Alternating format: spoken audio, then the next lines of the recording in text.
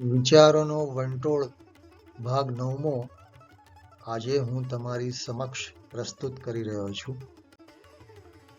ગ્રહોની દશા કે દુર્દશા ભાગનાર જ્યોતિષી વિમાન મુસાફરી કરતા પૂછે કે વિમાન ક્યારે એરપોર્ટ પર આવશે, ત્યારે શાસ્ત્ર કરતા જ્યોતિષીના જ્ઞાન વિશે સંદેહ પેદા થાય છે.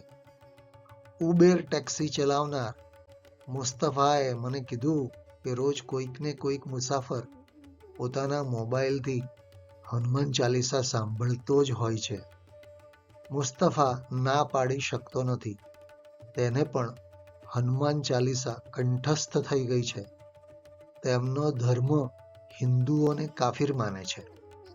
લોકો પાસે નવા જૂતા લેવાના પૈસા વધી પડ્યા લાગે છે. મુંબઈમાં ફૂટપાથ પર મોચીની નાની દુકાનો ઓછી થતી જાય છે. ગલીએ ગલીએ પહેલા દેખાતી શિવસેનાના શાખા કાર્યાલયો અને શિવસેનાની એમ્બ્યુલન્સો ઓછી દેખાય છે. યુગ પરિવર્તન થઈ રહ્યું છે. માણસોને મૂર્ખ બનાવવામાં પાવરધા થતા જાય છે. ગરીબોને સમજાવે છે કે ઓછા પૈસામાં જ સુખ છે. અડધો રોટલો ખાવો. સુખની નિંદર ગરીબોના નસીબમાં જ હોય છે. શ્રીમંતોને પૈસા છે પણ રાતની નિંદર ગાયબ છે.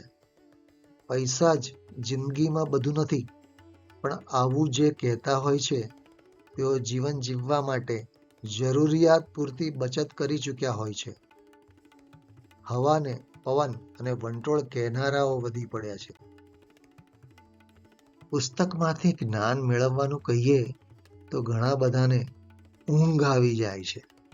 કોઈને શિખામણ આપવાનું કહીએ કે માણસ હોંશે હોંશે જ્ઞાન પીરસવા માંડે છે. વધુ પડતા લખાયેલ શાસ્ત્ર ગ્રંથો પુરુષોએ જ લખ્યા છે અને વધુ પડતા વ્રતો હિન્દુ સ્ત્રીઓ જ કરે છે. કડવા ચોથ જેવું વ્રત પુરુષો માટે કેમ નહીં?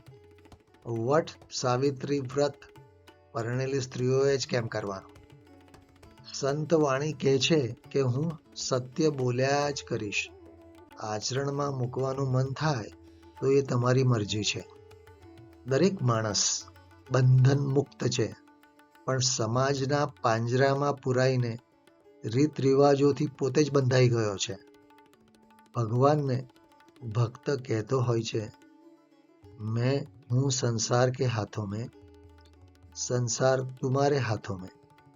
અને એણે જ ભગવાનને મંદિરમાં મૂર્તિ સ્વરૂપે પૂરી રાખ્યા છે. મિત્રો, આજનો આ મારો લઘુલેખ જો તમને ગમ્યો હોય તો જરૂરથી લાઈક કરશો અને સબસ્ક્રાઈબ કરશો.